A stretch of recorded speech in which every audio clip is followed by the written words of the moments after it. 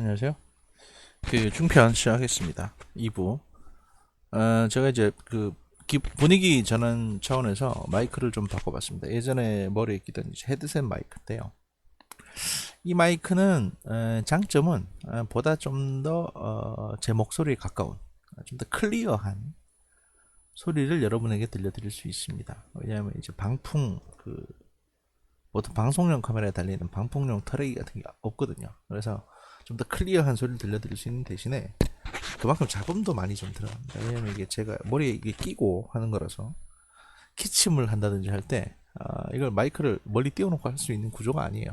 그래서 제가 노력은 하겠지만 간혹 가다가 재채기 소리나 이런 게 들어갈 수 있다 라는 점을 말씀을 드리고요. 이 마이크가 지금 끼고 있으면 어떤 형태냐면 마치 그 있잖아요, 스타워즈에 나오는 조종사들이 끼고 있는 거라든지 아니면은 저기 개콘의 개그맨들이 이 임 바로 옆에 붙이고 있는 그런 형태의 이제 헤드셋 마이크인 것입니다.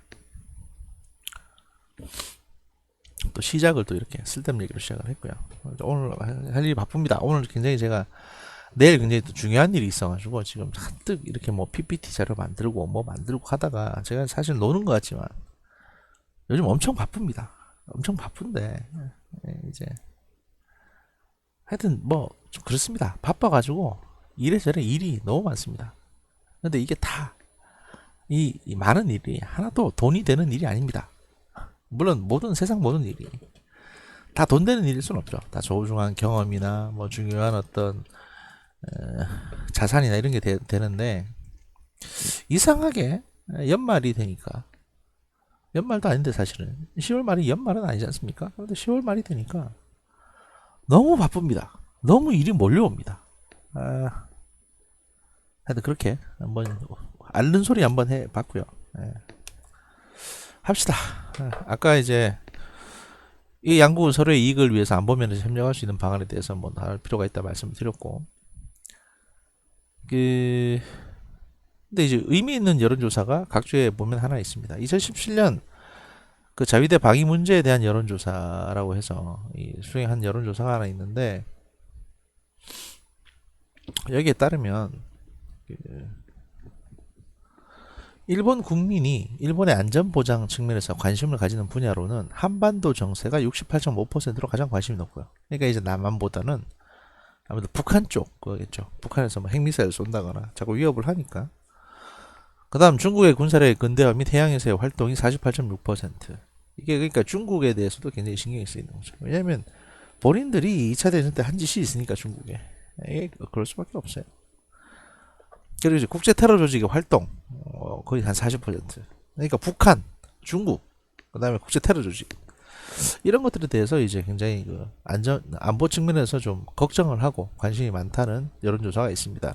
이게 사실은 일본 국민이 관심이 많은 걸 수도 있고, 또 그 일본의 뭐 드라마나 또는 뉴스나 다큐멘터리라든지 이런 미디어에서 이런 부분들을 많이 다루기 때문에 그런 걸 수도 있습니다. 보통 여론이라는 게 언론에서 어떤 문제에 대해서 계속 다뤄주면 여론도 거기에 좀 휩쓸려가는 측면이 좀 있습니다. 그래서 사실 언론을 컨트롤하는 게 중요하다라는 게 이제 망고불면의 진리죠. 행정하는 사람들에게 아무리 일을 잘해도 언론에 한번 잘못 보이면 작살나는 거니까요. 하여튼 하여튼 이런 지류가 있다라는 것이고요. 그래서 2017년까지는 한반도 정세에 관심이 꽤 높았는데 18년, 19년 넘어오면서 이제 이게 좀 떨어진 것 같다는 게 이제 그 얘기였죠. 그러니까 한반도가 일본의 어떤 그 안보상의 중요한 이해나 이득에 관한 부분에서 점점 좀 멀어지고 있는 것 같아. 뭐 이런 것들을 아까 설명을 드렸었죠. 이 위에 보시면 이 각주가 붙어 있는 부분이 바로 이거죠. 그러니까 한국의 안보적 중요성은 인지하나 이 한일 관계 악화 사용 때문에 그 일본 국민들이 관심을 가진 분야가 한국의 중요성이 점점 낮아지고 있다. 2018년, 19년 넘어오면서 그렇단 말씀을 드렸고요. 그다음에 이제 일본의 과거사와 안보 연계 시도에 대한 단호한 대응. 지금 제가 말씀드리고 있는 게 뭐냐면 한국이 어떻게 해야 되느냐는 겁니다. 그러니까 이제 시사점이라고 해서 한국이 일본의 이런 안보 정책에 대해서 어떻게 해야 될까? 사실 이거는 좀 이중적인 측면이 있는데요. 그 사실 과거사하고 일본의 그 방위력 개선이나 이런 거를 자꾸 연계시키는 게 일본이 아니라 한국입니다. 왜냐면 우리가 물론 이제 우리는 당한 게 있으니까 당연히 이럴 수 있는 권리는 있는데 너무 이래버리니까 일본 입장에서는 환장하는 거죠. 그 2019년 8월에 우리 정부의 한일 군사비밀 정보보호협정 종료 의사 표명은 지소미아 관련 건이죠. 일본 정부가 강제징용 피해자에 대한 한국 대법원의 판결 등 과거사 관련 사안에 대한 보복 조치로서 수출 기조를 취하면서 안보상의 우려를 제기한 것이 발단이 됐습니다. 근데 이게 사실은 여기 강제징용 피해자에 대한 이제 물어줘야 될 돈이 한 명당 1억씩 해서 총 4명이니까 4억이었어요. 문제는 일본 정부 입장에서는 이게 이 4억을 물어주게 되면 앞으로 유사한 소송이 많아질 거다라고 걱정을 하고 있는 부분인데 사실 뭐 생존해 계신 분이 그렇게 많지도 않거든요. 근데 한국 입장에서도 이 내용을 일본 내에서 어떻게 여론이 조성돼 가지고 야 물어주자 이렇게 되면 되는데 한국에서 이걸 좀 더 세게 정부 차원에서 야 니네가 안 물어주면 니네 기업의 자산을 동결해 버리겠다. 마치 일본의 회사들이 무슨 뭐 테러 단체 테러 지원이나 한 것처럼 그렇게 해버리겠다고 이제 한 거죠. 물론 이제 그 회사들이 뭐 전범 기업이긴 합니다. 전쟁 범죄에 관련 있는 기업이기도 하고 이 강제징용 피해자들 전범이 아니지 이 강제징용 피해자들의 어떤 그 돈을 물어줘야 되는 채무가 있는 이제 유관성이 있는 기업이기 하기 때문에 이렇게 하는 거지만 그래도 이걸 이제 정치와 경제를 분리한다 또 안보와 경제를 분리한다는 측면에서 우리가 좀 과하게 나간 게 아닌가 이런 우려 섞인 시각도 당시 있었습니다. 또 솔직히 제 입장에서도 그렇게 보입니다. 솔직히 말씀드리면 너무 오버했어요 우리가. 무슨 임진왜란까지 들먹거리면서 어떤 분들은 혹자는 이제 그렇게 생각 안 하실 수도 있습니다. 우리가 일본에 대해서 당한 게 얼만데 라고 생각하실 수 있는데 외교는 개인 감정으로 해서는 안 되는 문제입니다. 외교는 그렇게 하면 안 되는 거예요. 근데 이제 그렇게 한 부분이 있고 한일 관계에서 과거사 문제는 갈등 사안이 많고 해결이 쉽지 않으며 점화되기 쉬운 측면을 가집니다. 점화라는 건 이제 국민들이 타론다는 거죠. 이에 과거사 사안에 대한 일본 측의 안보 사안 연계 시도에 대해 단호히 대처하면서 이건 어디까지나 이제 우리나라 국회 입장에서 이 문제를 보는 거니까요. 안보 문제는 안보 논리로 다뤄야 한다는 입장을 견지하고 이를 일본 측에 인식시키는 노력이 필요하다. 근데 이것도 사실은 우리 입장이고 일본 입장에서는 당연히 자기들이 경제적으로 우위에 있으면 자기들이 경제적으로 유리한 부분을 이런 협상이나 국익을 지키는 데 대해서 이용하려고 들겠죠. 그러니까 이건 이제 어디까지나 이 국회 입법조사처에서 나온 보고서니까 되게 이제 원론적인 얘기를 할 수밖에 없습니다. 이 국회 입법조사처라는 게 어떤 것이냐면 그냥 뭐 공부 좀 하는 양반들 모여가지고 뭐 잘하는 사람도 아니고 몇 면을 보면 웃긴 사람들 되게 많습니다. 얘들 국방안보 분야 담당하는데 막 한 청년 활동했던 사람도 있고 막 그래요. 심지어 그 사람은 군대도 안 갔다 왔습니다. 그럼에도 불구하고 하여튼 좀 원론적으로 이제 큰 틀에서 옳다고 생각되는 부분에 대한 자료들을 다루는 건데 내용들 다루는 건데 그러다 보니까 이제 좀 이렇게 되는 측면이 있고요. 좀 원론적인 얘기를 한 측면이 있는 거죠. 일단 안보 리스크 최소화를 위한 중층적 안보 협력 방안 모색이라고 해서 최근 일본의 평화안전법제 성립 등으로 미일 동맹이 심화되고 미일 안보 협력의 범위가 확대되고 있습니다. 특히 미일 동맹의 협력 범위가 우주, 사이버 공간까지 확대되고 미래전에 대비한 미일 동맹의 기술 협력 수준이 심화되고 있는 점에 주목할 필요가 있으며 이에 대한 한국의 대응이 적절한 것인지에 대한 검토가 요구되고 있습니다. 그러니까 협력은 해야 되겠고 미일 동맹의 협력 수준이 되게 높아지고 있습니다. 그다음에 뭐 여러 가지 첨단 기술에 대해서까지 하고 있는데 우리는 과연 그러면 뭐 하고 있냐? 일본이 이렇게 미국하고 긴밀하게 가까워지고 있는데 우리는 왜 미국하고 이렇게 사이가 멀어지고 있냐? 이게 단순히 일본이 더 가까워지니까 우리도 반성하자 이런 측면이 아니고 일본이 저렇게 가까워지게 되면 뭔가 한일 간의 사이에 심판 역할을 하는 미국이 일본에 치우치게 된다는 겁니다. 이건 사실 되게 현실적인 얘기인데 일본의 안보를 담당하는 거는 미국입니다. 그러면 미국이 일본이 징징거리면 미국은 일본 말을 조금 더 귀담아서 들어줄 수밖에 없어요. 본인의 바로 그 속국이 징징거리는 거니까. 그러면 이웃인 한국 입장에서는 뭐 북한이라는 존재가 있긴 하지만 아무래도 이제 일본하고 한국하고 징징거릴 때 일본 편을 들겠습니까? 한국 편을 들겠습니까? 일본은 미국이 점령한 국가고 한국은 그냥 미국하고 동맹입니다. 그냥 대면대면은. 미국이 점령한 국가는 아니죠. 하지만 일본은 미국이 보호국 차원에서 뭔가 해줘야 되는 나라예요. 과거부터 그렇습니다. 그리고 가진 것도 많고. 그러니 미국 입장에서는 일본한테 더 우호적일 수밖에 없는데 과연 우리는 왜냐하면 이 상황에서 지금 손 놓고 있는 거 아니냐. 여기 보시면 미일 동맹의 법력 범위가 우주 사이버 공간으로 되어 있잖아요. 그러면 이 말은 뭐냐? 이 기술 개발을 하는 비용을 미국이 첨단 기술 개발하는 비용을 일본이 그 비용을 지급해 준다는 얘기입니다. 우주 개발 공동으로 하는데 일본이 미국한테 어마어마한 자금 지원을 해줬어요. 그 스페이스랩 뭐 이런 것들로 인해 가지고 다 이제 그 연관성이 다 돈 문제입니다 사실. 그래서 미국이 일본에 얻을 게 더 많으니까 한국 편을 들기보다 일본 편을 더 많이 들 것이다라는 얘기가 나올 수밖에 없는 거죠.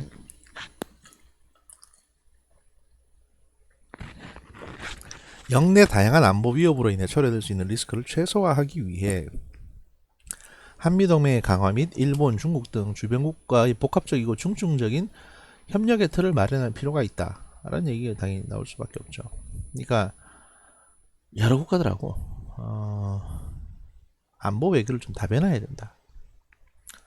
왜냐면 너무 일본이나 미국에만 이제 신경을 쓰이니까 자꾸 이제 여기에 무슨 문제만 생기면 우리가 덩달아서 이제 피해를 보더라. 뭐 이런 얘기입니다. 그 최근 일본이 인도 태평양 전략 하에서 중국에 대한 견제를 뚜렷이하고 미일 동맹을 강화하고 있는 것은 사실이지만 이와는 별개로 중국과의 방위 협력을 강화하고 있는 점도 한국의 안보 정책 검토에 참고할 만한 시사점을 준다. 이게 무슨 얘기냐면 우리로서는 되게 의아하게 생각하는 부분인데 사실 제가 보기엔 하나도 의아할 게 없습니다. 일본이 중국하고 이제 미국의 대중국 포위망에 일본이 손을 잡고 우리가 보통 생각하기로는 그래서 중국을 포위하고 이렇게 막 중국을 막 압박하고 자극하는 것 같지만 실제로는 어떤 이면에서는 중국하고 여러 가지 기술 교류와 협력을 합니다. 뭐 조선, 에너지, 우주 개발 이쪽으로 중국하고 굉장히 교류를 많이 해요. 그럴 수밖에 없는 게 일본은 첨단 기술, 원천 기술, 소재 기술을 개발하는 데 선두에 있는 나라고 중국은 거기에 대한 기술이 많이 필요하거든요. 그러니까 자동차 산업이나 뭐 조선 산업이나 이런 뭐 천연가스, LNG 분야 산업이라든지 또 에너지 공동 개발 분야라든지 뭐 항공 분야라든지 일본에 그 첨단 기술이 들어갈 곳이 엄청 많죠. 우리보단 사실은 중국 입장에서 보면 만약에 한국하고 일본 중에 둘 중에 누구를 선택할래라고 했을 때 솔직히 중국이 일본 선택하지 한국 선택하지는 않을 겁니다. 냉정하게 말씀드리면. 왜냐면 일본이 가진 게 더 많으니까 기술적인 측면에서. 특히 첨단 소재 분야, 세라믹, 탄소 복합 소재 뭐 이런 데에 있어서는 독보적입니다. 우린 그만큼 투자하고 투자하고 R&D를 안 하고 일본은 그만큼 하니까 당연히 그렇게 결과가 나오는 거고요. 뭐 어쩔 수 없는 건데 하여튼 좀 그래요. 그래서 우리는 중국 눈치 보고 경제 협력밖에 안 하지만 일본은 중국하고 싸우면서도 중국하고 협력을 한단 말이에요. 되게 모순된 상황인데 이런 일이 실제로 벌어지고 있습니다. 그러니까 우리 입장에서 환장하는 거죠. 이런 것들을 우리도 좀 살펴보고 협력할 거 있으면 협력해야 되는 거 아니냐라고 이제 얘기를 하는 겁니다. 최근 일본이 인도 태평양 전략 하에서 중국에 대한 견제를 뚜렷이하고 있고 미일 동맹을 강화하고 있는 건 사실이나 방위 협력을 강화하고 있다. 주변과의 중충적인 안보 협력을 강화함에 있어서 국회 차원에서 2019년 6월에 의원회 의견 이게 맨 마지막 부분은 늘 이제 얘기했듯이 국회 입법조사처에서 나온 거니까 본인들 얘기를 안 넣을 수가 없습니다. 그래서 이렇게 넣으시는 거고요. 이건 뭐 그냥 그러려니 하시면 됩니다. 그래서 결론은 뭐냐? 이 보고서는 2012년 제2차 아베 내각 출범 이후에 발표된 주요 안보 관련 문건 및 법제의 내용과 특징을 검토해 봤고요. 이에 대해서 한국의 대응 방향을 제시하려고 노력을 했습니다. 검토 결과 제2차 아베 내각 출범 이후 일본의 안보 정책 변화의 특징은 다음과 같습니다. 첫 번째, 2012년 이후에 지속적인 일본의 방위비 증가, 장비의 고도화가 이루어지고 있으며 자위대의 활동 지역에서 지리적인 한계가 사실상 사라지고 있다. 진작 이렇게 할 걸. 그리고 이제 둘째, 미일 동맹의 질적 양적 강화가 이루어지고 있다. 그래서 국가안전보장 전략의 발표로 일본은 미국의 국가안보 전략 문서 체계와 동일한 체계를 갖추게 됐으며, 그러니까 서로 대응할 수 있는 카운터파트가 다 갖춰졌다는 거죠. 미일 간 방위 협력의 질적 제한이 없어졌다. 영역 면에서도 육해공 등 기존의 미일 전략 협력 영역에 더해서 우주와 사이버 영역으로 협력 범위가 확대됐으며 동맹 조정 협의체의 설치를 통하여 평시부터 비상시까지 양국 간 협력이 강화되고 있다. 셋째, 자유롭고 열린 인도 태평양이라는 비전 하에 일본의 안전보장 협력국의 범위가 기존 한국, 호주, 중국, 러시아 등에서부터 영국, 프랑스, 캐나다, 뉴질랜드, 중동, 중앙아시아, 아프리카 이르기까지 확대되고 있으며 상대적으로 한국에 대한 우선순위가 낮아지고 있다. 넷째, 일본의 안보 정책에서 중국의 군사력 강화를 위협으로 보고 이에 대한 견제가 뚜렷해지고 있는 한편 중국과 안전보장 대화 추진 등 방위 협력 강화가 동시에 추진되고 있습니다. 2012년 제2차 아베 내각 출범 이후 뚜렷해지고 있는 일본의 방위 역량 강화와 안보 분야에서의 역할 확대 등 급변하고 있는 일본의 안보 정책 변화 분석을 통해서 도출된 시사점은 다음과 같다고 합니다. 뭐냐면 첫 번째, 향후 한국의 안보 정책 방향에 대한 재정립이 필요하다. 이건 사실 보고서를 쓰다 보면 늘 나오는 얘기입니다. 원래 목적이 일본의 안보 정책을 분석하는 거였으면 아베 정부 내 체제하에서 그것만 하고 끝내면 되는데 이런 정부 보고서들은 늘 시사점을 찾아요. 일본이 이렇게 하기 때문에 우리는 어떻게 해야 되겠느냐, 꼭 그걸 갖다 넣으라고 합니다. 그래서 이제 짜내서 들어간 게 이건데, 한국의 안보 정책 방향에 대한 재정립이 필요하다라고 해서 최근에 일본의 방위 역량이 강화됐고 집단 자위권이 행사됐고, 이거는 우리나라를 둘러싼 안보 환경이 변화되고 있는 거다. 군비 경쟁 등 부정적인 측면도 있지만 영내 중국의 영역 확대에 대한 견제, 한반도에서 사실 일본의 후방 지원 면에서는 긍정적이다. 왜냐면 도와줄 상대가 있다는 게 중요한 거죠. 아무리 고리의 사채업자라도 일단 도와주겠다고 하니까, 급할 때는. 이에 따라 향후 우리의 안보 정책 방향 및 대일 안보 협력의 목표를 어디에 둘 것인가에 대한 많은 논의가 필요할 것으로 판단된다. 이게 뭐냐면 일본하고 좀 가까이 지내자, 이런 얘기를 가장 우회적으로 하고 있는 겁니다. 일본하고 좀 가까이 지냈으면 좋겠다. 근데 이걸 대놓고 쓰지 못하니까, 대놓고 썼다가는 작살 나잖아요. 이게 국회에서 이런 보고서 나왔어? 이럴 수 있으니까 약간 우회적으로 쓰는 거예요. 둘째, 일본의 안보 정책의 투명성 및 신뢰성 담보를 위한 외교적 노력의 강화가 요구된다. 일본의 안보 정책이 사실 어느 국가의 안보 정책도 사실은 투명성이나 신뢰성이 담보될 수는 없습니다. 왜냐면 자국의 이익을 위해서 남을 속이고 그다음에 자국의 이득을 극대화하는 게 안보 정책의 가장 큰 목표인데 무슨 투명성이고 신뢰성입니까? 그런데 굳이 시사점을 찾자고 하니 이걸 찾는 겁니다. 한국은 일본의 방위력 증가의 양면적 성격을 고려하되 이것이 타국의 위험 요인이 되지 않도록 지속적으로 일본의 설명 책임 및 투명성 확보를 강조할 필요가 있다. 이게 계속, 이게 무슨 얘기냐면요, 일본이 뭐 하나 새로운 거 하려고 그러면 계속 딴지 걸어란 얘기예요. 딴지 걸어가지고 쟤들이 하여튼 마음 놓고 못하도록 계속 신경 쓰게 만들고, 하여튼 뭘 해도 마음 놓고 못하도록 만들어야 된다. 괴롭혀야 된다. 이 얘기입니다. 이거 사실 일본 사람 입장에서 보기에는 되게 악의적이죠. 왜냐면 좀 내버려 좀 더 주라 라고 할 수도 있는 거니까. 근데 우리 입장에서는 또 그럴 수도 없고, 하여튼 뭐 그런 겁니다.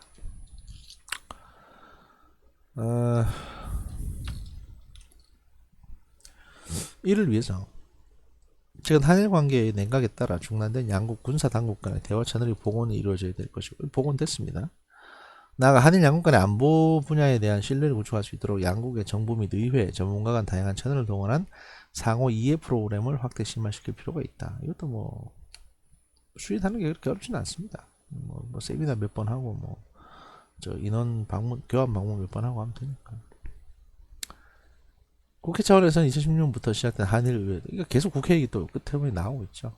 뭐 이랬고. 그 다음에 이제 한일 간 대북 억지력 유지를 위한 협력 강화를 모색할 필요가 있다. 결국에는 지소미아보다 더 한 단계 더 나간 정책이 필요하다라는 게 이제 전문가의 시각인 겁니다. 전문가의 진단인 거예요. 그러니까 여기서 멈춰서는 안 되고 지소미아보다 더 센 걸 해야 된다 우리가. 그 얘기를 하는 겁니다 지금. 그래서 그게 뭐가 있냐? 최근 일본이 자유롭고 열린 인도 태평양이라는 비전 하에 일본의 안전보장 협력국의 범위를 전 지구적으로 확대하고 있으며 여러 안보 정책 분야 문건에서 상대적으로 한국에 대한 순위가 낮아지고 있습니다. 이건 뭐 말씀드렸고요.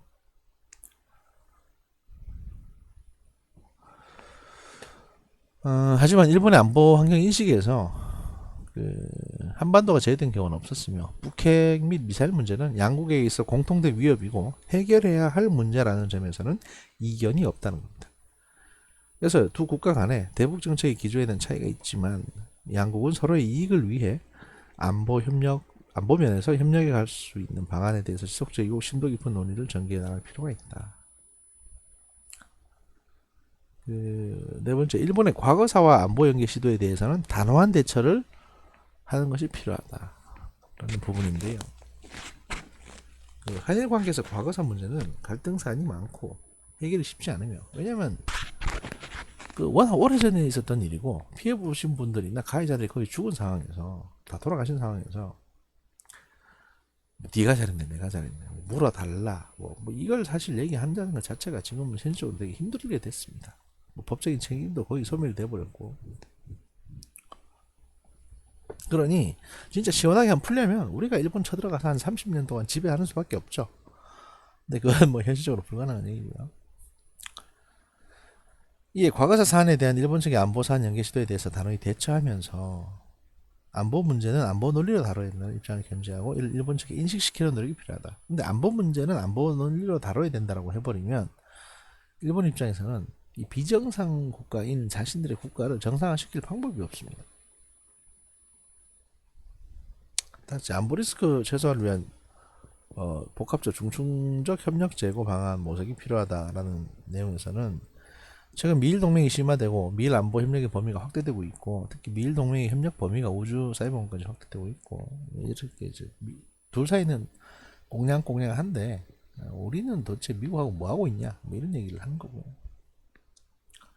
그래서 이제 주변국들하고 뭐 중충적인 협력 관계를 구성할 필요가 있다라는 얘기가 나옵니다. 그리고 여기 이제 참고문헌들이 쭉 나오죠. 뭐 이런 책자들을 다 찾아보시면 뭐 이런 보고서를 작성하는데 큰 어려움 없이 하실 수 있을 거로 보입니다.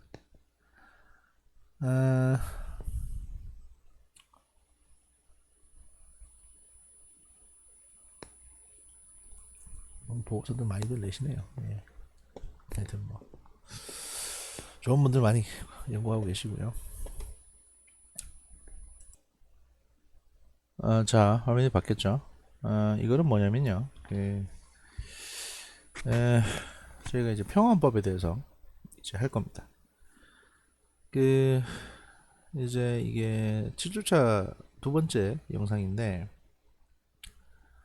저희가 이제 안보 분야 관련한 내용으로 일본의 안보 정책의 변화에 관해서 이제 4주차 강의에서 7주차 강의까지 진행을 했고, 이게 아까 사이에 5주차, 6주차가 다른 게 들어갔기 때문에 지금 이렇게 된 거예요. 그리고 이제 7주차 두 번째에서는 두 번째 중반부하고 아마 7주차 하편까지는 이 평화헌법 관련한 내용으로 저희가 설명을 드릴 것 같습니다. 그리고 8주차 상편까지도 평화헌법 내용이 연결되지 않을까 싶습니다. 이게 뭐 되게 중요한 문제니까. 그리고 이제 그 다음 주차는 또 다른 내용으로, 그 8주차 중편과 하편은 또 다른 내용으로 진행이 되겠죠. 하여튼 뭐 평화헌법에 저희가 들어갔고요. 내용을 보면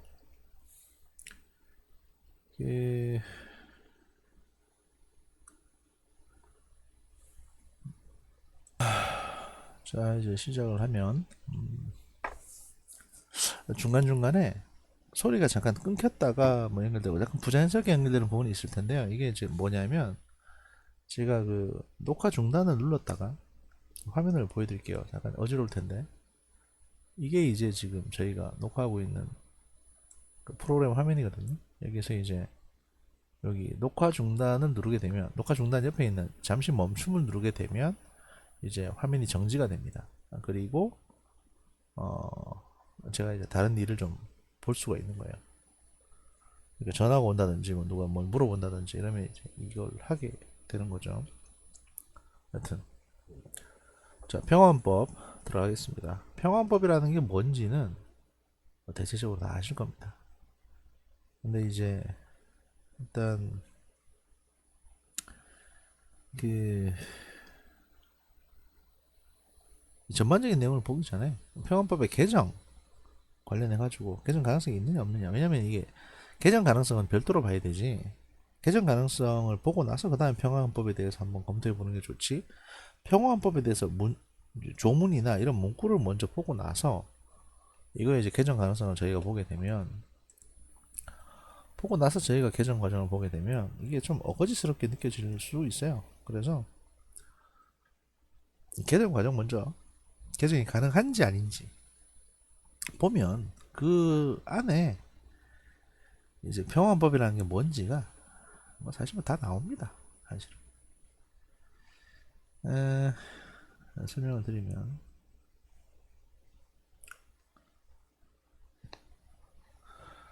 2016년 7월에, 물론 이 이후에 2019년도에 또 선거가 있었고, 이제 그 선거로 인해 가지고 자민당의 의석 숫자가 약간 또 조정이 됐습니다. 아마 개정은 좀 힘든 쪽으로 조정이 됐기 때문에. 그리고 아베 총리가 이제 퇴임을 했으니까 아마도 당분간은 평화법을 개정한 해 만에 이런 얘기는 더 이상 나오지 않을 겁니다. 원래 이제 이 시점은 이제 이 자료는 아마 2017년인가 18년도에 작성된 그 정부 보고서의 일부분인데, 이 시점에서는 이제 2016년 선거까지 해가지고 그 내용을 분석을 하고 있죠.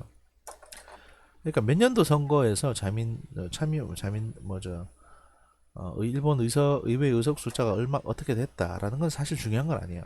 이게 무슨 얘기냐면, 혹자들은 그렇게 얘기하시는 겁니다. 아니, 의석 숫자가 3분의 1을 넘어서면 그 개헌 과반수를 넘어서는 거 아니냐라고 생각하실 테니까, 의석수가 중요한 거 아니냐고 생각하실 텐데, 이 내용을 보시면요. 내용을 나중에 다 듣고 나면, 의석 숫자는 중요한 게 아니구나. 의석 숫자가 많든 적든 어차피 개정은 힘들겠다 라는 생각을 하실 수밖에 없습니다. 그러니까 의석 숫자에 그렇게 천착하실 필요가 없어요. 네. 자, 보겠습니다. 2016년 7월 참여연 선거에서 자민당 아베 정부가 승리함으로써 중의원과 참여연 양원에서 헌법 개정파가 3분의 1을 넘어섰다. 그래서 사실은 이런 뉴스 처음 나올 때는 이때 될 줄 알았죠. 할 줄 알았거든요. 근데 못했어요. 이때도 못했는데 지금 하겠어요? 못하는 거지. 이유가 있는 겁니다. 헌법 개정을 위한 국회 발의가 가능하게 됐고, 국민투표의 과반수를 획득하면 일본 헌법이 개정하게 된 것이다. 아베 수상은 헌법 개정이 자신의 역사적 사명이라고도 했고, 자민당은 평화조항 9조의 개정을 포함한 모수적 헌법 개정 초안을 2012년도에 성립을 했다. 그런데 이 2012년도에 그 초안이라는 게 초안이 아닙니다. 여러 가지로 문제가 있는 초안입니다. 자민당 내에서도 이게 이렇게 할 거라고 만든 건 아니었어요, 사실은. 그 얘기가 뒤에 쭉 나옵니다. 구조가 개정이 되면 일본은 국방군과, 그러니까 일본군 자위대가 아니라 교전권을 가지는 보통 국가의 군사 강국으로서 동아시아 국제 질서와 안보 상황에 커다란 영향을 미치게 된다. 사실 이것도 웃긴 게, 이런 얘기 자꾸 여담인데, 이게 저희는 시간이 지금 많습니다. 많으니까 제가 말씀드립니다. 저희 평화법만 다루면 한 4시간 넘게 지금 시간이 많으니까 말씀드리자면, 일본이 1930년도 40년도 그 제국주의 시대 때 무소불위였잖아요. 그냥 항공모함도 막 6척이나 있고 막 뭐든 할 수 있었거든요. 엄청난 숫자의 군대에 엄청난 기술력에. 근데도 동아시아 국제질서에 그렇게 뭐 큰 어떤 지배자로서 자리 잡지는 못했습니다. 미국한테 작살났죠. 러시아한테, 소련한테 작살났죠. 그러니까 일본은 안 됩니다. 뭐, 그러니까 일본이 뭔가 지배를 하거나 할 수는 없어요.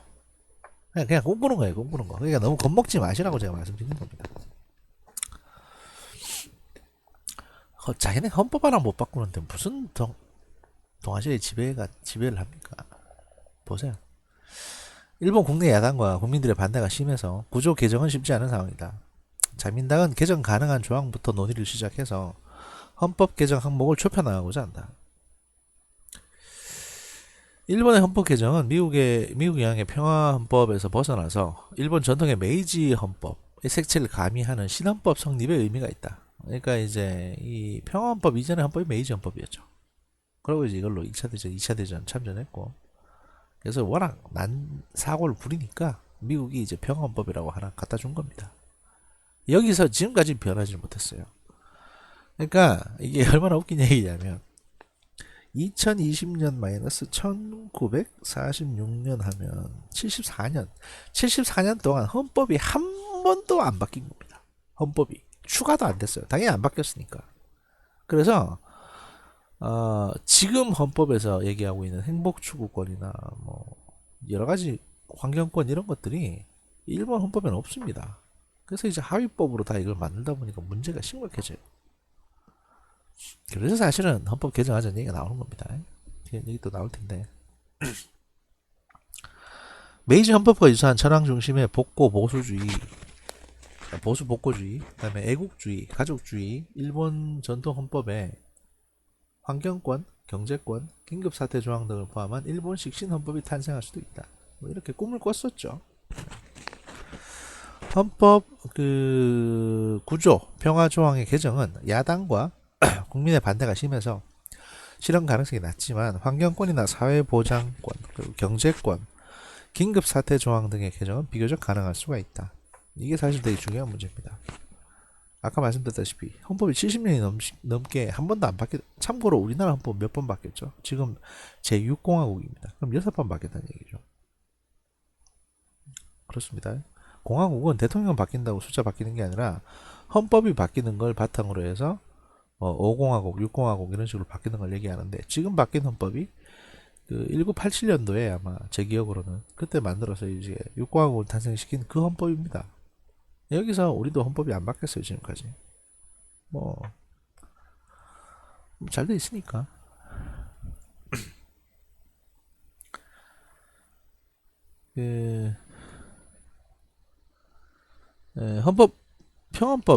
헌법제 구조가 개정이 되지 않으면 일본의 헌법 개정은 국내적으로 영향이 있으나 국제적으로는 영향이 적습니다. 그러니까 이제 구조가 그대로 있고 나머지 환경권이나 뭐 긴급 사태 관련 지시사항 이런 것들이 들어가게 되면 국내적으로 이제 헌법이 바뀌었다, 여러 가지가 적용됐다 하는 거지만, 사실 안보 분야에 대한 변화가 없으면 나라 밖에서는 큰 신경 쓸 게 없는 거죠. 그래서 원래 일본 헌법이 명칭이 평화헌법이 아니고요, 그냥 일본 헌법입니다. 그 중에 제 구조가 평화와 관련된 조항을 풍부했기 때문에 사람들이 그냥 평화헌법이라고 통칭해서 부르는 것 뿐입니다. 평화헌법이라는 이름이 어디 있습니까? 그냥 헌법이지. 일본 국 헌법으로 되어 있겠죠. 제 구조의 개정이 이루어지면 일본이 군대와 교정권을 보유하는 보통 국가로 새롭게 탄생한다. 이것도 사실 뭐 크게 아는 건 아니라고 말씀드렸습니다. 구조 개정이 이루어지면 제3회 헌법으로 강력한 군사력과 교정권을 보유한 보통 국가가 일본이 부활하고, 이에 어떻게 대응하는지가 한국 외교의 주요 과제가 된다. 이것도 뭐 우리가 좀 오버하는 측면이 있어요. 근데 우리는 우리의 국익이 중요하니까, 우리의 국익만 생각한다면 일본이 가능한 한 헌법을 개정해서 뭐라도 이제 보통 국가처럼 돼 가는 거를 가능한 한 늦추는 게 우리의 국익에 부합한다고 이제 생각을 하는 거죠, 보통. 군사강국 일본은 동아시아 안보 갈등과 대립 및 군비 경쟁의 요인으로 작용할 수도 있다. 뭐 늘 이런 얘기는 하는 거고. 구조 개정이 불가능해도 일본은 안전보장 관련법 성립과 집단적 자위권 용인으로 미일 동맹과 유엔 평화유지 활동에서 국제적 군사적 역할을 담당할 수 있다. 보통국가 일본은 동중국해 및 남중국해에서 자국의 국익을 위해서 중국 등과 대치하고 안보적 갈등과 충돌의 가능성이 고려될 수도 있다. 보통국가 일본은 한반도 문제에 군사적으로 개입하여 한국과 영토 분쟁이 심화되고 북한과 안보 대립 충돌 가능성이 높아질 수도 있다. 한국은 일본의 헌법 개정 움직임을 예의주시하면서 우리가 일본을 예의주시할 일이 되게 많습니다.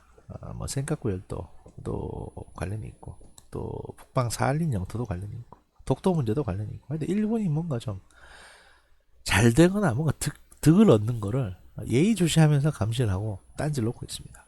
우리만 그러냐? 우리만 그러면 사실 치사하다는 소리 할 텐데 일본도 마찬가지입니다. 일본도 우리가 뭘 하려는 거를 길을 쓰고 막습니다. 사실 그러니까 서로 싸우는 거예요. 그렇게 치고받고. 한일 경제 및 안보 협력을 신중하게 추진해 갈 필요가 있다. 한일 군사 정보 보호 협정 지소미아의 효용성 평가를 검토할 필요도 있다. 이런 얘기를 했고요. 문제 제기. 이거 앞에는 요약이었고 이제 내용이 들어갑니다. 2016년 7월 참의원 선거에서 아베 정부가 승리함으로써 헌법 개정파가 3분의 1을 넘어섰다. 헌법 개정을 위한 국회 발의가 가능해졌고 국민투표의 과반수를 획득하면 일본 헌법이 개정되게 되었다. 근데 이게 뭐 과반수 획득이 쉬운 건 아닙니다. 일본은 신시대에 적합한 헌법이 필요하고 긴급 사태 등 개정 항목에 대한 논의가 필요하다고 주장을 했다. 현행 헌법이 1946년 미국 주도 연합군 사령부 GHQ 제너럴 헤드쿼터라고 하는데요.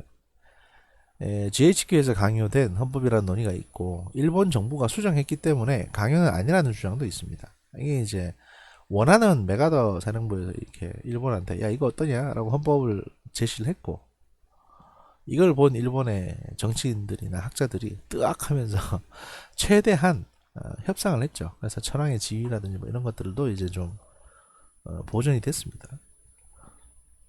아베 수상은 헌법 개정이 자신의 역사적 사명이라고 했고 자민당은 평화조항 구조 개정을 포함한 보수적 헌법 개정 초안을 2012년도에 성립해서 보고한 바 있습니다.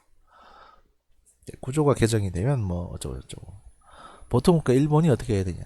자민당은 개정 가능한 조항부터 논의를 하려고 한다. 뭐 이런 얘기들이 있고요. 개정 가능한 항목에 따라서 헌법 개정은 비교적 가능해 보이고 왜냐면 제가 보기에도 한국 사람이 제가 보기에도 저 70몇 년 동안 한 번도 안 고친 저 헌법이 문제 좀 있어 보입니다. 그래서 구조에 그 교정권과 군인 그러니까 뭐 군대 설치와 교정권을 승인한 부분 그러니까 부인한 부분에 해당되는 그 구조를 제외하고 다른 걸 뭐 추가한다든지 하는 거에 대해서는 저도 그렇게 나쁘게 생각 안 합니다. 그래서 일본 국민들 대부분도 좋게 생각해요. 구조만 안 건드린다면. 하지만 아베 입장에서는 이 구조를 건드리고 싶은 거죠.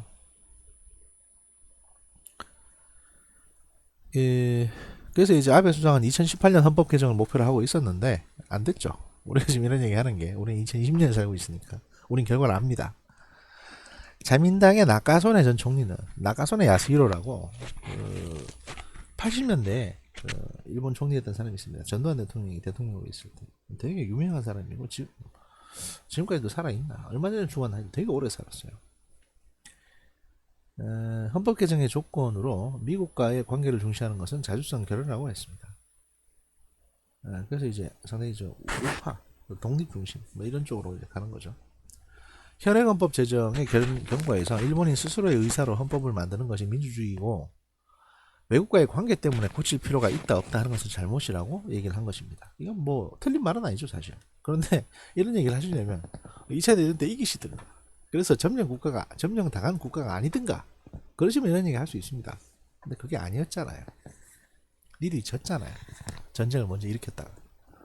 그래서 지금 이렇게 되신 거거든요. 이걸 모르고 그러니까 잊고 계신 거죠. 애써 부인하시는 거죠.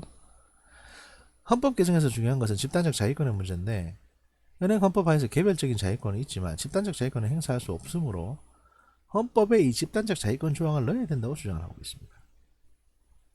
헌법 구조에 관해서 제1항 평화주의는 남겨둬도 되나 2항에 군대 불보유 이하는 개정해야 한다고 주장하는 겁니다. 그러니까 우리가 평화를 유지하겠다.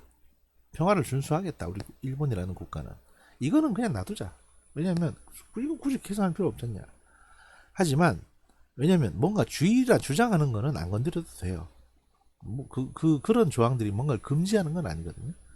근데 이제 이항처럼 군대를 갖지 못한다. 선제 공격을 하지 못한다. 이런 것들은 이제 고치자는 거죠. 왜냐면 다른 많은 국가들이 이렇게 안 하니까. 그래서 이제 헌법 개정 추이를 보면 보시면 보이죠. 이게 그 1946년 11월에 헌법 공표됐고요. 47년에 헌법이 시행이 됩니다. 55년도에 자민당이 결성이 됩니다. 결당이라고 되어 있는데 결당이 됐죠. 정강의 현행 헌법의 자주적 개정을 꾀한다고 명시했습니다. 그래서 이걸 55년 체제라고 합니다. 일본에서 55년 체제는 뭐냐면 55년도에 자민당이라는 당이 탄생했기 때문입니다.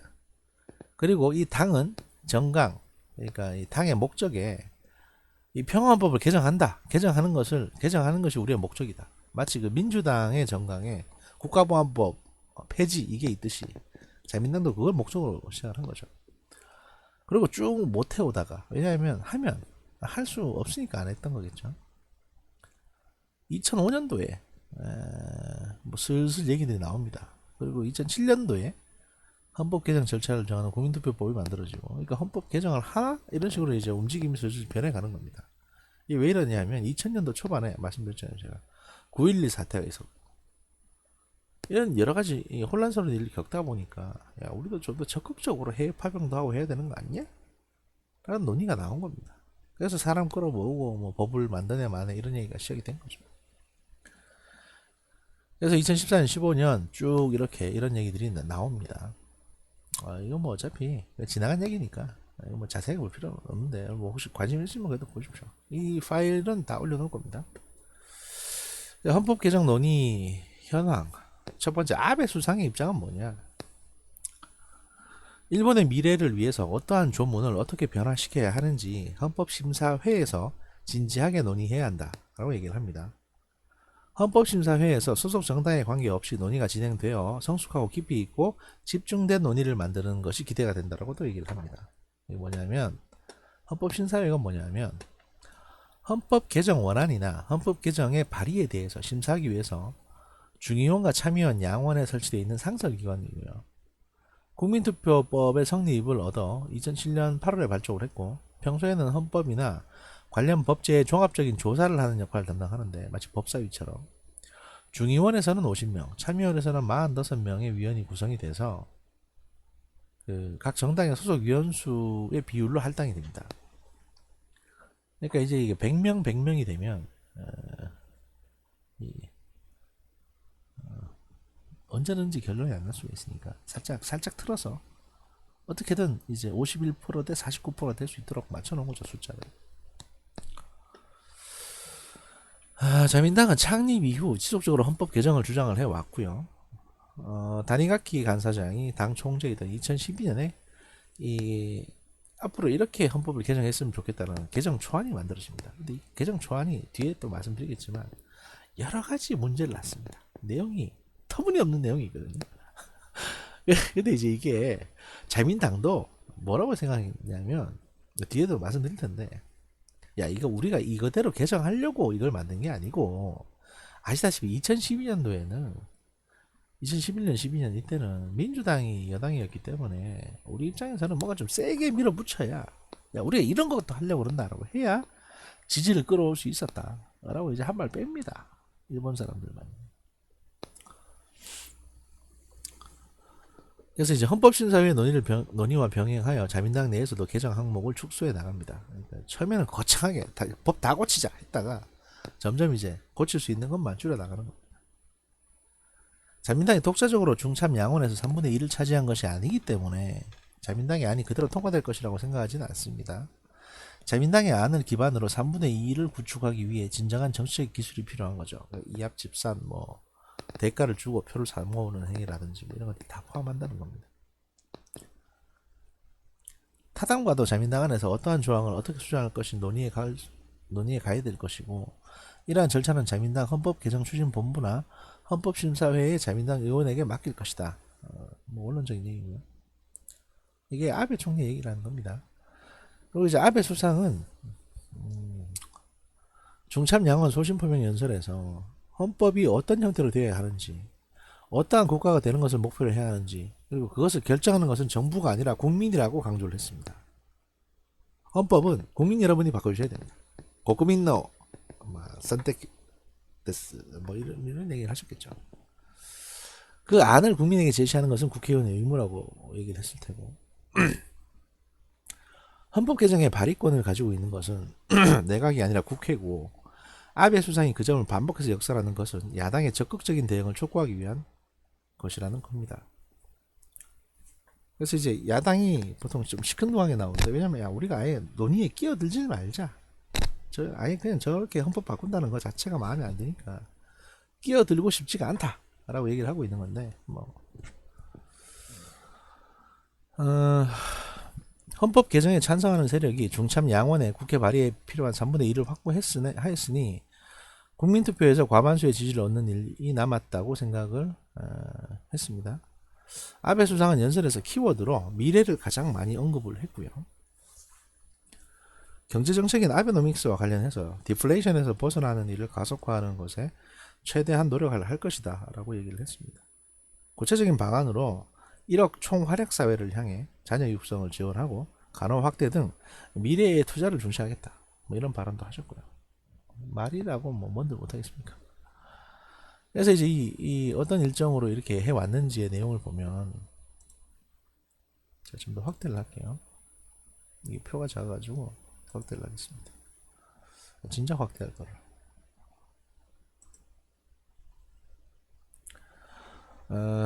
2016년 7월에 도쿄도지사 선거가 있었고요. 여름에 뭐 내각을 새로 만들고, 뭐 8년에, 그리고 2020년 여름에 도쿄올림픽을 하기로 돼 있었죠. 이게 주요 정치 일정이었는데 이게 다 어그러졌습니다. 코로나 때문에. 아베 수상의 임기 중 헌법 개정 움직임. 일단 2010년 10월에 종참 양원에서 헌법심사회를 재개해서 헌법 심사를 새로 해봅시다라고 해서 이제 이 헌법심사회의 소집을 공고를 했고, 17당과 18년에는 이제 여야당에서 합의를 해서 원안을 하나 만들어가지고 그걸 심의를 좀 해달라. 그리고 다른 야당에서도 뭐 개정에 필요한 조항이라든지 이런 게 있으면 좀 알려달라라고 했고, 그래서 이렇게 쭉 연구를 해왔어요. 그냥 한 2년 정도 연구를 해왔는데 잘 안 되는 거죠. 중간에 선거도 많고 뭐 여러 가지 이슈도 있고 이러니까, 또 경제가 워낙 바닥에 있다 보니까, 그러니까 경제의 어떤 성장 동력이 좀 처져 있다 보니까 이런 거에 신경 쓰다 보니 헌법 개정은 상대적으로 좀 신경을 못 썼죠. 웃고 즐긴 사이 중편 끝났습니다. 7주차 중편 여기서 끝마치고요. 하편에서 다시 뵙도록 하겠습니다.